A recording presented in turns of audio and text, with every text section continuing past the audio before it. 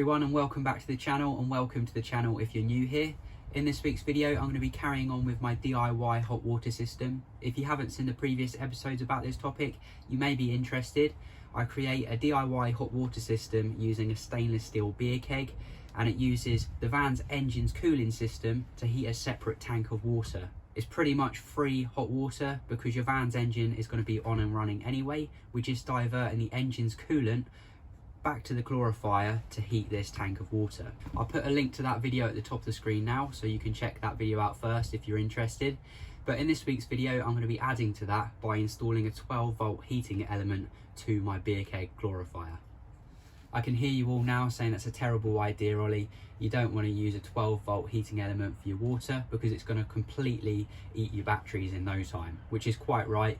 The element I'm using is 300 watt. At 12 volt, that's going to be drawing around 25 amps, which is quite a high load, and it will drain the batteries in no time. So I'm going to be doing it in such a way that we only ever have the 12 volt element on when we've got excess solar coming in from the roof and when the batteries are fully charged. So this will be ideal as a secondary way for heating the water when you're on a static site and it's nice and sunny. So perfect for using in the summertime. If you're on a campsite and you've got hookup available, you could switch the 12 volt element to a 230 volt element with a built-in thermostat perhaps. I'm not sure if you can get those, to be honest. You might have to have a separate thermostat, but this way you're fully off grid. We like to be off grid as much as possible, and we like to travel places where it's nice and sunny. So hopefully this method is a good option for us. Now, being in the UK, it's winter time here. I can't promise that we're going to be able to test this as there's no solar coming in from the panels at the moment, and my panel array on the roof is only 100 watts at the moment until I upgrade it and buy another solar panel. So it's not really going to be doing a lot at this time of year, but come the summertime I'll make a separate video about it. So if you're not already subscribed, please don't forget to subscribe, and if you give this video a thumbs up if you find it useful and you find value in this content, I'd really appreciate that. If you click the alarm bell, you'll get notifications when I post new videos. So without further ado, let's get on with this project and make our solar dump control system, whatever you want to call it. Let's have a look at these components we're going to be using for the water heater. I'll put a link in the description below if you want to buy any of these components, and by buying them through the links you'll also be supporting the channel, so thank you if you buy them through the links. First of all, we've got our heating element. This is a 12 volt 300 watt element, and it will draw a maximum current of around 25 amps on full power. Stainless steel, and I think this will be ideal for this application. For connecting our element to the water heater, I've got this tank connector. It's got a couple of rubber washers through here and it's threaded on the inside, so it's simply a case of fitting this in the front of our beer keg, and then we can screw this in the front. Here we have our temperature controller, and we're going to be using this to maintain a set point inside the water heater. And because this is only rated for around 10 amps, we need to use a high current relay to switch the element on and off. We can also use it to monitor the temperature inside the water heater. We've got a fuse holder for the control fuse, on-off switch, some chocky block for a positive and negative buzz bar inside the project, and then finally, last but not least, this is the brains behind the operation. This is essentially a programmable voltage sensitive relay. Like a voltage sensitive relay you'd use for charging your leisure batteries from the alternator, that one would have a preset voltage, whereas this one you can program the voltage that you want the relay to turn on and off at, and it's also got a built-in time delay that you can set. So once the batteries are fully charged, we're going to be using this to divert any excess solar power to heat the water. And also we're going to set the turn off voltage so that the batteries never discharge below fully charged. So that way we're never using our battery capacity for heating water, only ever excess solar. I'll go through setting this up a bit later on in the video, but basically it's got a turn on voltage, a turn off voltage, and 2 time delay settings. This programmable controller also has a maximum current rating of 10 amps through the relay, so we need to make sure that we use this with a high current relay. That's why I've got 2 here. One's to be used with the temperature controller and one's to be used with this voltage controller. And of course, let's not forget our project box. It's deep enough to mount our temperature controller in the front and fit all the components inside.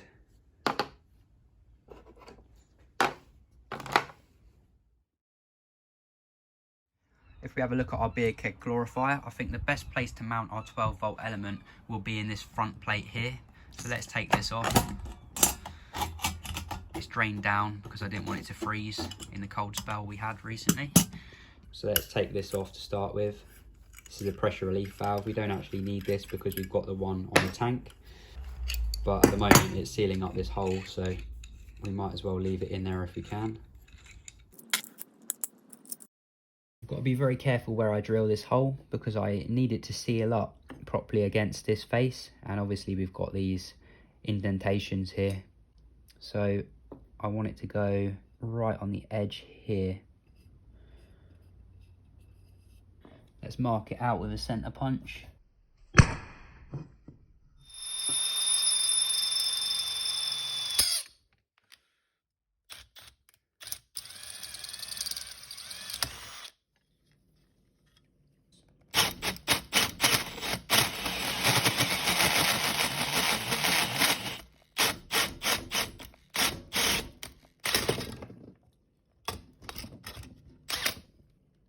It's almost there now. Obviously if you had the right size hole saw it'd make it much easier, but I'm just improvising, so need to open the hole up slightly more. I'm going to use a Dremel for that. Let's try this.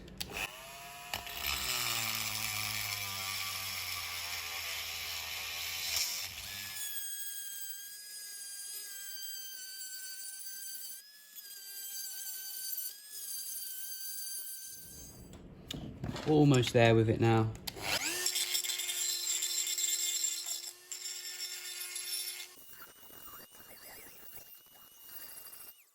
Let's put this tank connector in the front cover of our beer keg. We've got one rubber washer here, so let's put this piece through the back. And then we want to put this rubber washer in here. And this top nut, it's a tight squeeze, but it does fit.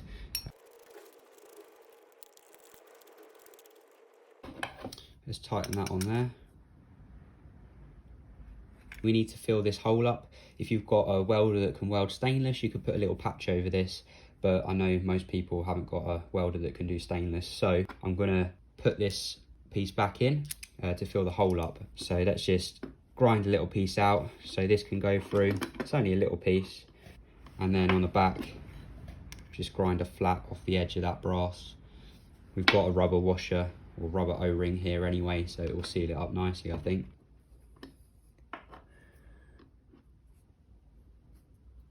I'm just going to Dremel this little section out.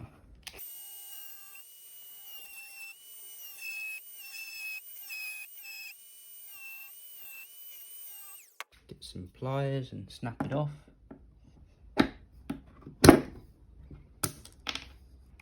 Put that one in. And then that way we can just etch that out.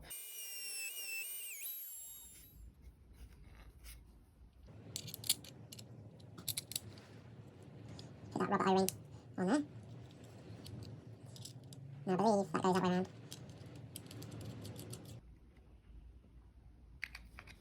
Let's not forget to put this piece back in. Now, it's simply a case of getting our 12 volt element, poking it through the end and screwing it in. Screw it in there. Oh, not quite, look at that.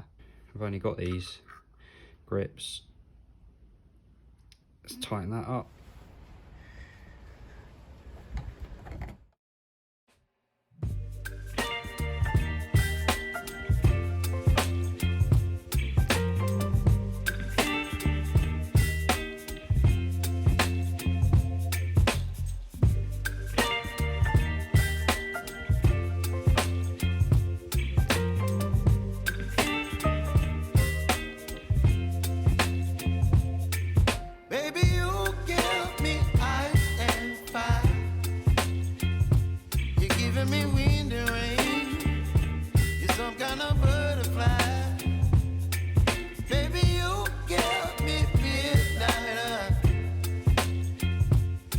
Up my appetite.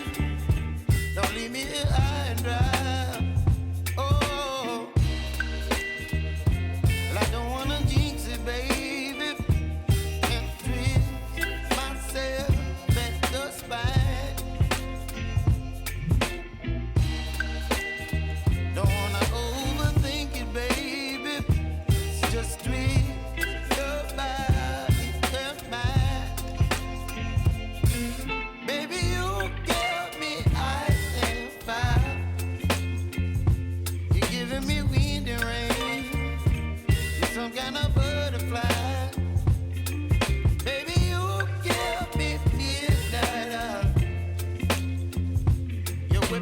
appetite. Don't leave me here high and dry. Oh, but I don't wanna jinx it, baby. Let's not get ahead of my time. Oh, but I don't wanna miss you, baby. So I stand up and speak just my mind. Oh.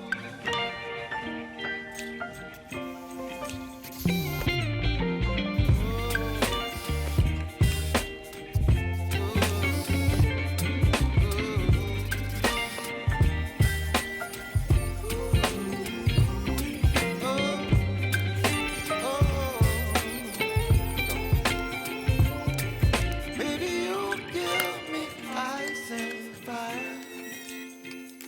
You're channeling wind and rain. You're some kind of butterfly.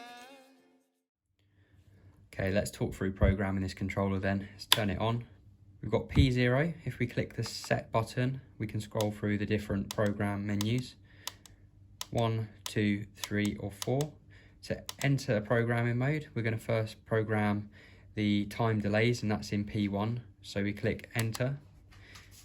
This first one here is the time delay on, and we're going to set that to 10 seconds. So if we click set now, we can scroll through the digits to change it.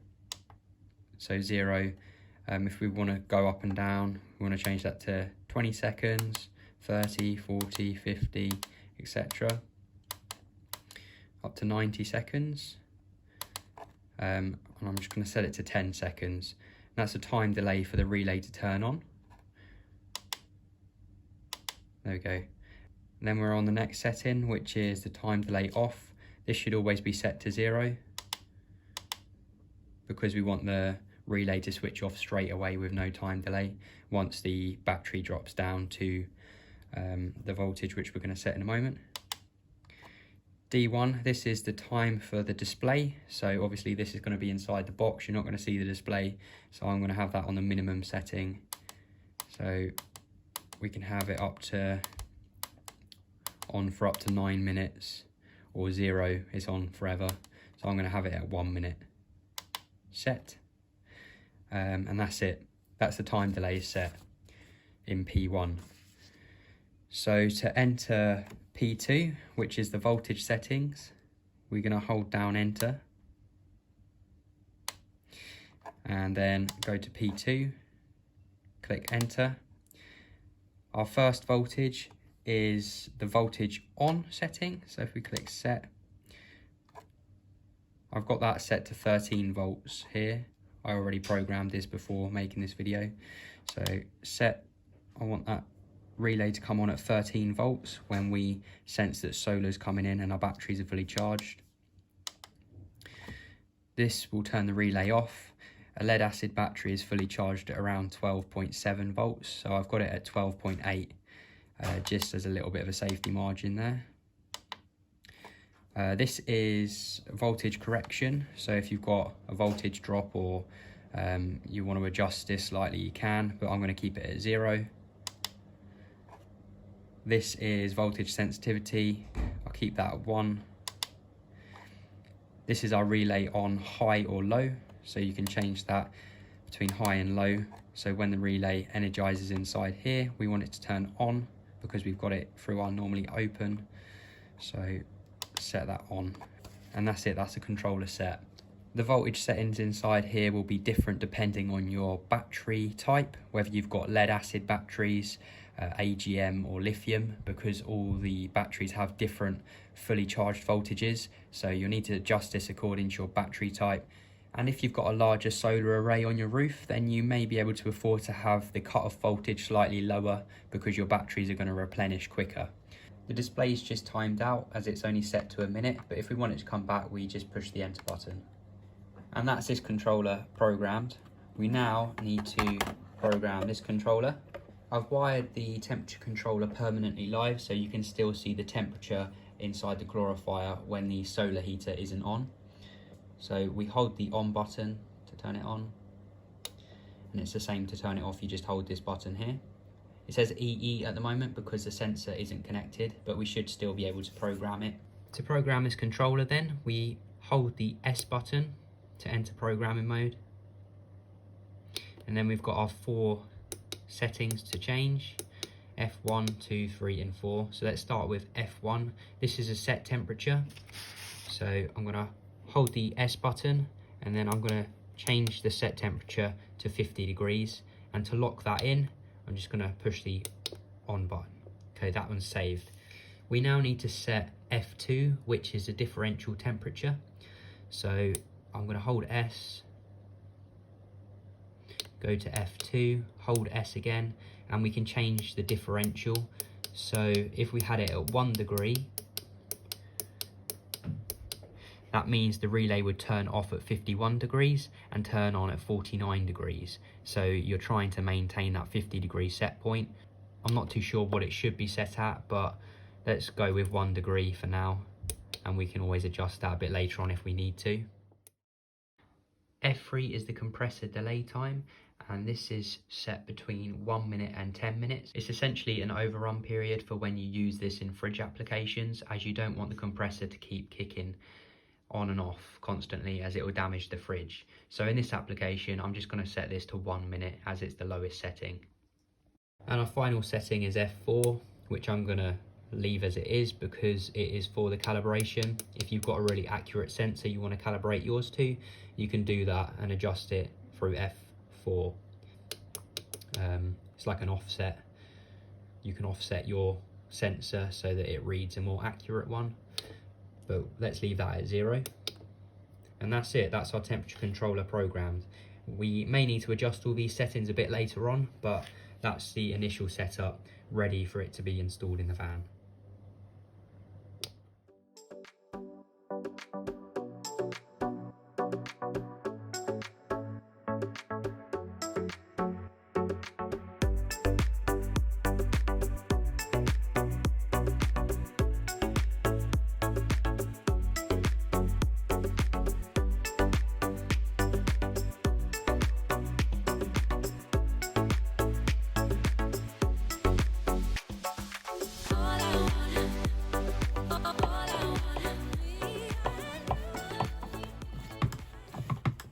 Had a bit of this flexible conduit left, so I've run that into the control box so we can run our cables in through this, and that way they're nicely protected.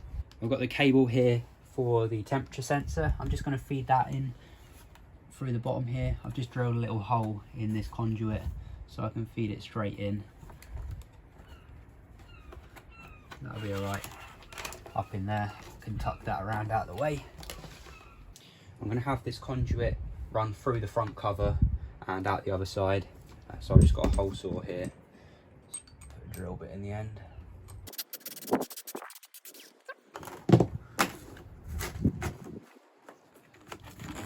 Flexible conduit up in there. Just get one of these end caps. Put that on there. Put it back through. And then I've got this back nut here. It's a little bit fiddly, but we'll be able to get that on there.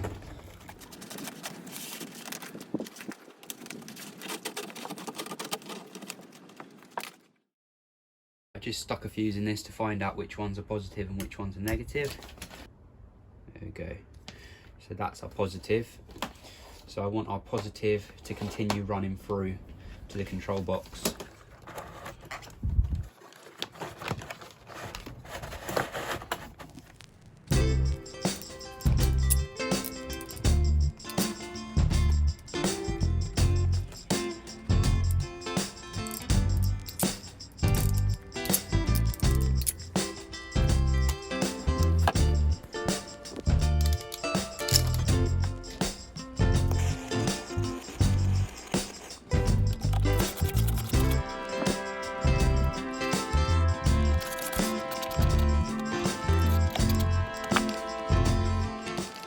That's a negative for this panel. Go down there.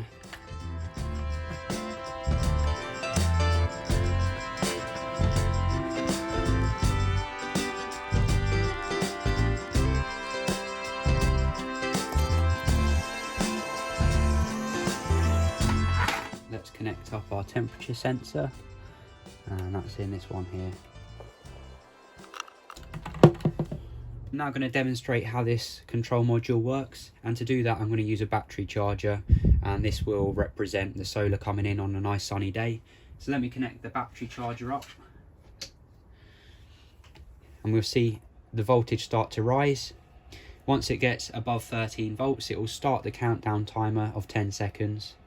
So it has to be above 13 volts. So at 13.1, it will start that 10-second countdown timer. There we go. Let's have a look. 8, 7, 6,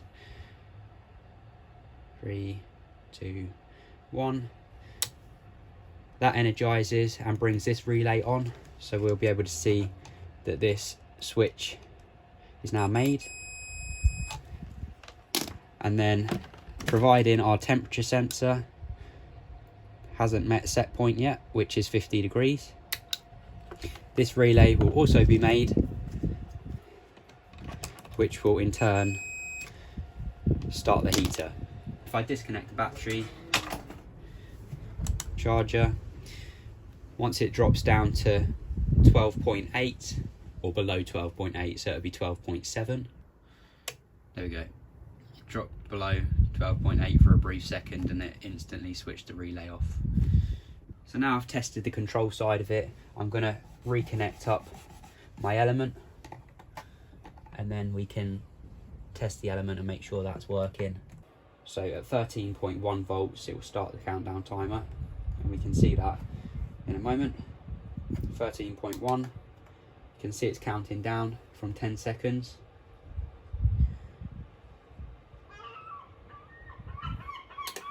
That energizes this relay, which then brings the element on. It's gone off straight away because our turn off voltage is set to 12.8 volts, and as soon as that comes on you get the voltage drop and it turns off. But we might have to play with those settings once we've got it up and running fully with another solar panel on the roof, and when our batteries are fully charged. I hope you found value in this content and you enjoyed watching it. If you did, please don't forget to give it a thumbs up and consider subscribing to the channel if you're not already. I'll put a link in the description below to the circuit diagram for making this yourself if you want to give it a go, and hopefully I'll see you in the next one. Cheers guys, bye for now.